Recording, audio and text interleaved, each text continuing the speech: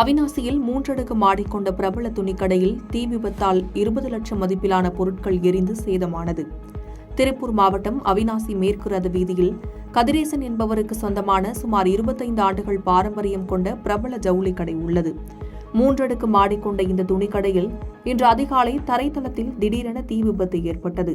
திடீரென ஏற்பட்ட தீ விபத்தால் தரைத்தளத்தில் இருந்த துணிகள் மற்றும் பொருட்கள் முற்றிலும் எரிந்து நாசமானது.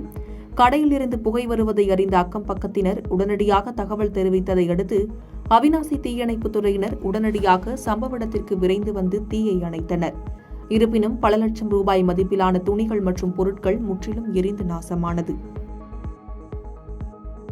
பாதகம் செய்பவரை கண்டால் நாம் பயங்கொள்ளலாகாது பாப்பா, மோதி மிதித்து விடு பாப்பா, அவர் முகத்தில் உமிழ்ந்து விடு பாப்பா.